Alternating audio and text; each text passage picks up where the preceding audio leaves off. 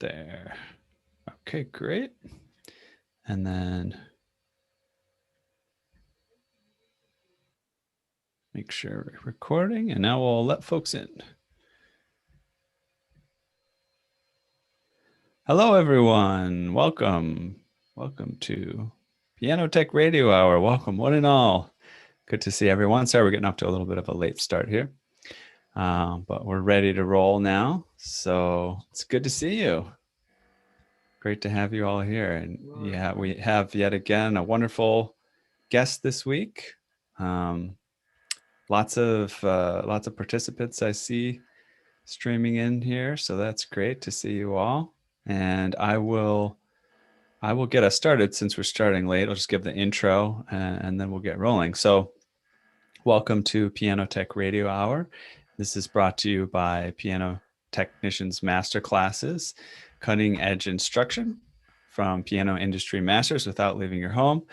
And remember that we are going to have a convention coming up in September. Very exciting.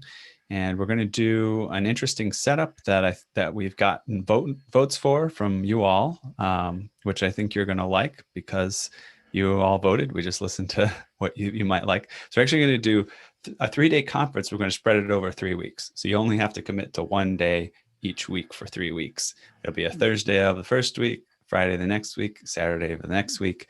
So you can work around that, and not feel overwhelmed by a full convention schedule. And then we're going to do something else really interesting. Along with that convention, we're going to do a concurrent set of conventions. And in the first week, we're going to do a convention for piano teachers. We all like to work alongside of piano teachers because, we can complement each other's services. And so we're going to create a special day of lessons for piano teachers as well, and try to integrate our two groups a little bit as part of that. Then the next special day is one for musicians, piano players. And in that case, we're going to try to get some interesting folks to do some lessons and offer insights on how to optimize your piano playing or do something cool as a musician.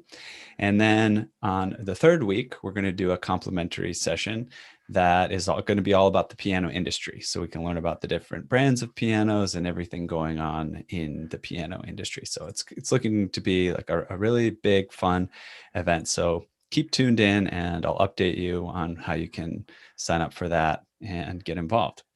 So without further ado, I'll introduce our guest today. His name is Chris Brown.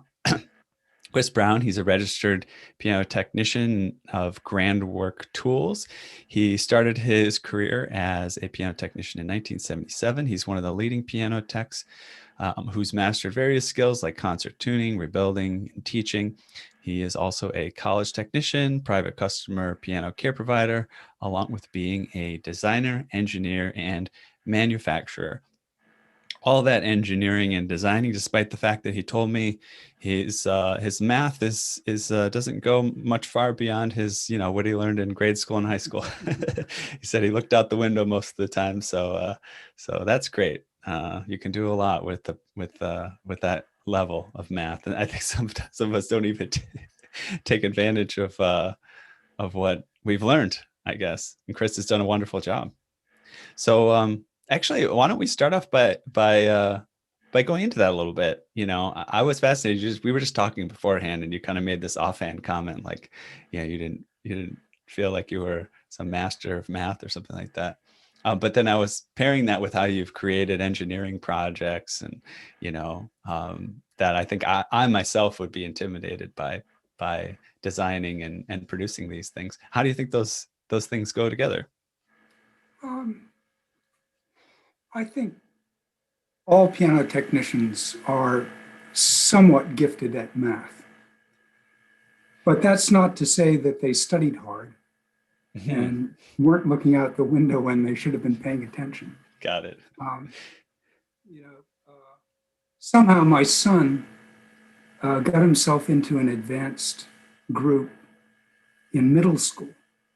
And he did all the great math, and the best sections of the sciences. Whereas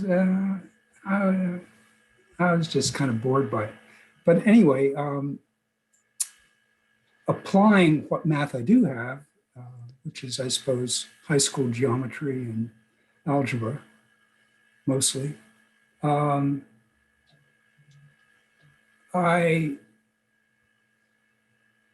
I hit upon this idea of, it's not, I'm not the only person to have this idea, and there might well be a better version of it out there, but I have a monthly, I try and make it monthly blog on my website. And the last one involved creating a simple mathematical model for the workings of a grand action. And not with a view of being able to put in my measurements and come out with the exact whatever, but with a view of understanding better what happens when I change the leverage in any one or a couple of the three levers involved in a grand action.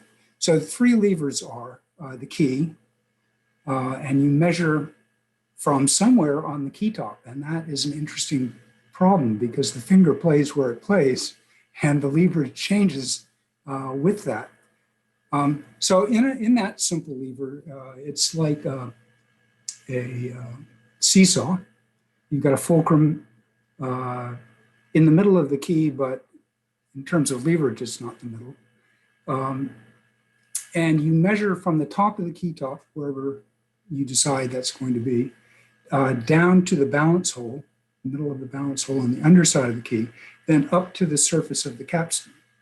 So from the key top to the balance hole is your effort arm, and from the capstan to from the balance hole to the capstan is your resistance arm.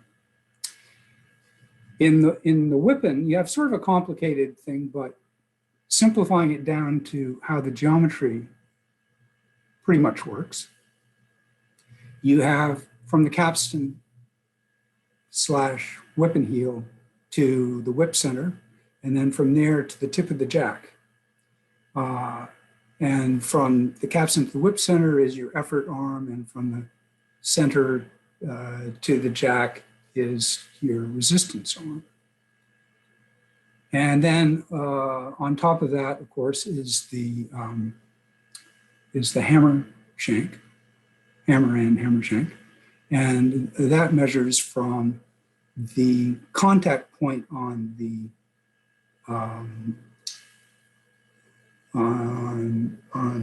knuckle? On the knuckle. Or wait, there's yeah. To the center, and then from the center to the crown of the hammer. And so I chased my tail round and round with measuring that, and I turned them into leverages by dividing the resistance by the effort arms. So from the crown of the hammer to the center, if you divide that by the distance from the center to the contact point on the knuckle, you get a ratio. So my idea was that you take the weight of the hammer and you multiply it by this number, and that is the weight that's going down through the knuckle. So everything above the knuckle, I call the hammer resistance, and then you go down the next step and you have a ratio that is what it is, and that goes to the key, and then the keys ratio, and the numbers weren't coming out. So I was out of town as I was thinking about this, and when I came back to the shop, I took some measurements out in action, and I can show you. Let's see if I can just walk you over there.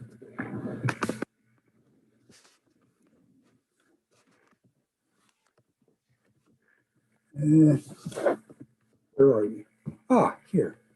Yeah, we're getting there. A bunch of junk in behind it, but if you can see, I've got two vices, and one I've set up with a couple of just wooden blocks so it would reach. And I grabbed the hammer shank with that. And the other is holding the whippen. And so I went through a series of measurements, not all in this disposition, but along the way, I realized that the leverage in the shank doesn't apply to the weight of the shank, or at least not equally. You know, if you were going to take, you'd have a whole series of leverages as you came back to the shank, back up the shank to that center. So I weighed the shank, and it's tricky weighing these things, but I weighed it so that it was virtually horizontal, and added that to the hammer weight times its leverage, the shank leverage. And then I did the same thing with the whippen.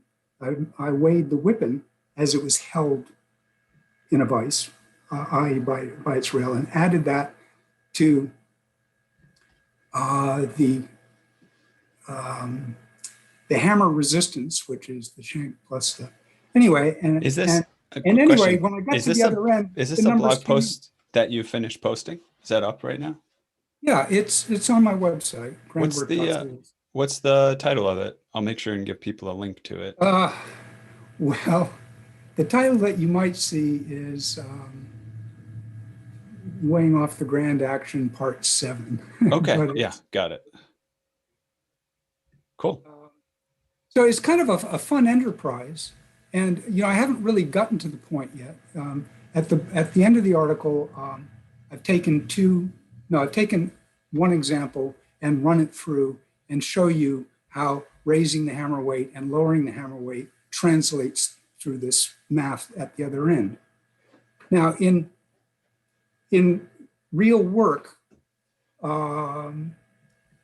say you have hammers that have been filed a couple of times, and that's what you're stuck with because people don't have the budget to replace the hammers. Those hammers are very light compared to the original hammers. That changes the weigh off. So depending on what the original weigh off was, it could be that you have a problem with upweight. How about, and I have a couple of these in hand at the moment, you have an action that was rebuilt by somebody or new parts were put in by somebody, or is this very old and compressed and the geometry has changed that way? All of these scenarios, and really an action from the time it leaves the factory, it's in a state of settling and compressing, and that geometry is changing. And so what we get may work adequately well. We have a kind of a window of what's acceptable. And certainly when you're preparing for a concert, you get the note that's sticking, not sticking, and the buzz solved, and that sort of thing. But I find myself at this point in my career being able to say, you know, this is what I propose under these circumstances with the parts that you have.